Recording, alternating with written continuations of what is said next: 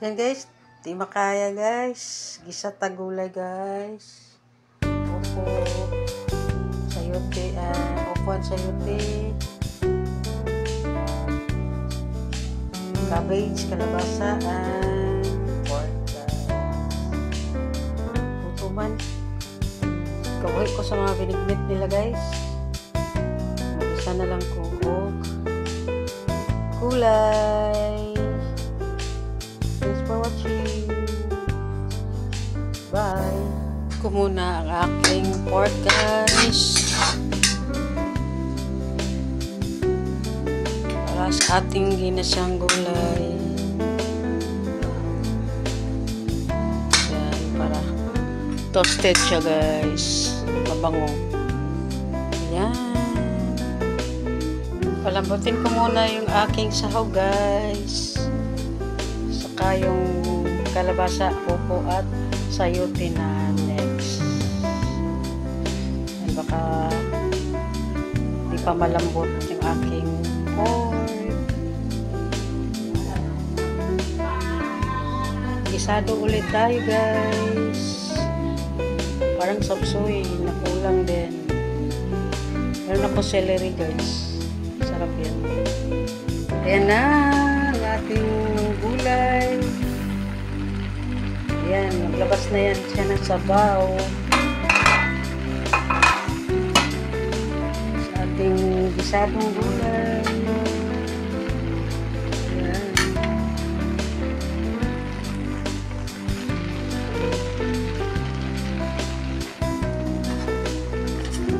Hindi malakas ang apoy natin para yung ating pork maluto talaga guys.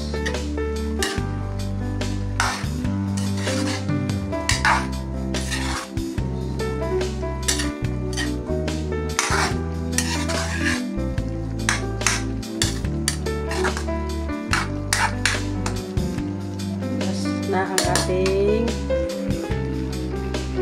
ayan na guys ang ating pupo, kalabasa at sayote, konting sahog natin na pork,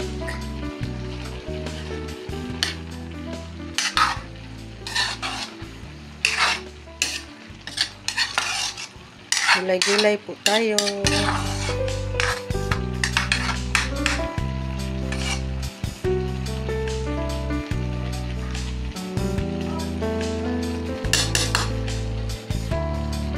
Yan na guys, bukal-bukal na siya guys.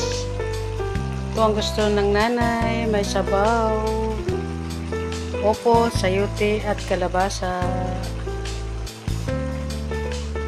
At last yung ating repolyo. Yan na guys. So yan. May sabaw na siya. Ayan ang repolyo guys. Maganda man din yung parang half cook yung ating kalabasa. Masarap. Gusto nyo lagyan ng oyster sauce? Pwede rin. Yan na guys. Mix ko na. Mix.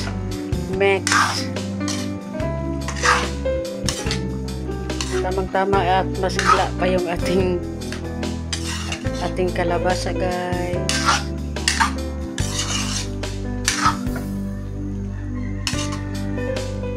Mix.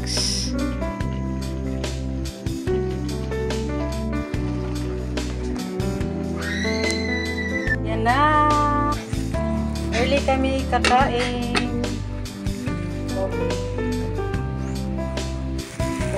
4:35 pa. Ayan na ang aking gulay guys. May pritong ulat kami.